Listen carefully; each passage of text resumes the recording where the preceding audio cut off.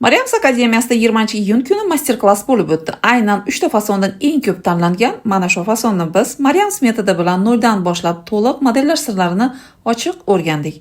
Agar siz bu master-klassga qatnashib ulgurmagan bo'lsangiz, men siz uchun alohida video darslikni to'liq tayyorladim.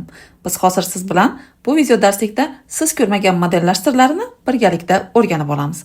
Har doimgidek men bu modelирование uchun ham Maryams metodi bilan tayyorlangan asos andozadan foydalanyapman. Ya'ni razrabotka bo'lgan asos andozalarni oldim. Oldi va orqa andozalarni olamiz. Birinchi bo'lib, oldi andozamizda koketka shaklini chizib olishimiz kerak bo'ladi. Men bu yerda to'liq raqamlar bilan ko'rsatganman. Mana shu ko'rsatilgan raqamlar bo'yicha siz ham albatta chizib olishingiz kerak bo'ladi. Ko'krak markazidan yuqoriga 7 sm ni ko'tardim va xuddi shunday qilib burchak shaklda aynan koketkani chizib oldim. Koketkani o'rtasidan agar siz tugmalik qilishni xohlasangiz 1 sm zahot haqqini qo'shing va koketka pastini burchak qilib xuddi shunday chizib qo'yishni ham unutmang. Demak, biz koketkamizga tugma haqqini qo'shdik. Agar bizga xuddi men ko'rsatgandek воздушная петля emas, qadaladigan tugmalik bo'lsa 1 sm qo'shasiz.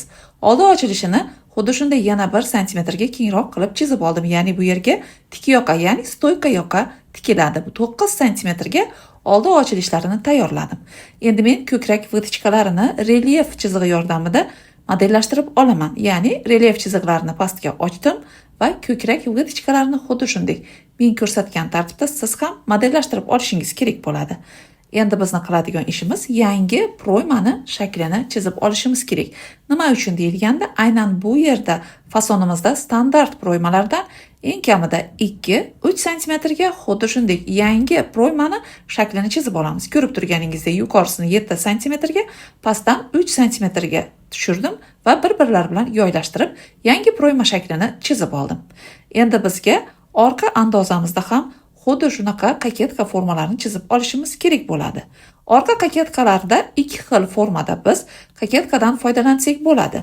Aynan bizda ko'rsatilgan koketka formasidan yoki bo'lmasa xuddi oldida qanday burchak shakl bo'lsa, mana shunday qilib orqada ham burchak shakldan foydalansangiz bo'ladi.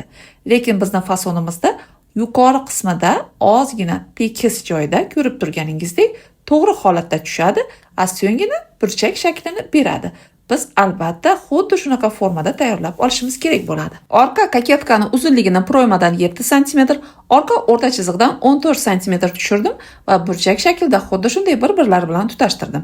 Koketkani pastki tarafdan orqa yelka vitichkalarini modellashtirib oldim. Albatta siz ham modellashtirishni unutmang. Endi biz orqada ham yangi proyma shaklini chizib olishimiz kerak bo'ladi. Yonidan 3 sm tushirdim, yuqorisidan 4 sm ni belgilab bir-birlari bilan yoylashtirib yangi proyma shaklini chizib oldim.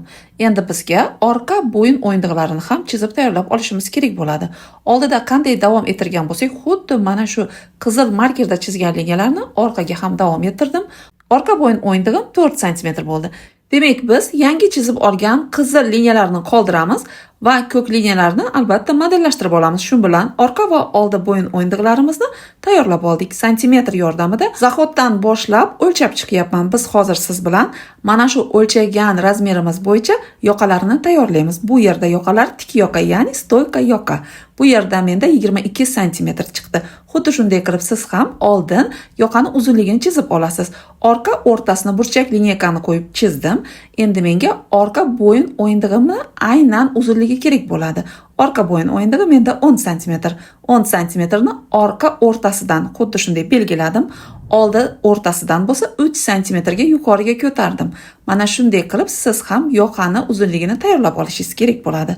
Endi biz yoqani enini xohlasak 3 yoki 4 sm dek qilib mana shunday bir xilda formani qaytarib chizib olamiz. Yoqamizni oldi tarafini ozgina yoylashtirib qo'yamiz.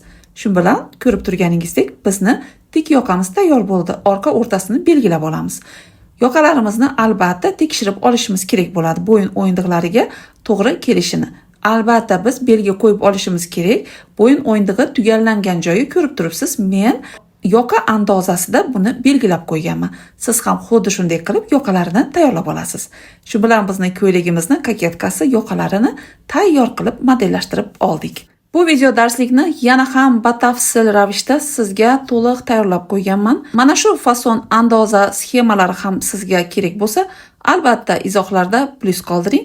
Telegram orqali albatta mana shu video darsliklarga ulanib olishingiz mumkin. Siz mana shu birgina tayyorlab olgan andozangizdan bemalol tunika va koftichkalarni ham tika olasiz. Mana shu siz ko'rib turgan koftichka bilan sultan kashim andozalarimizni ham tayyor sxemalari bor.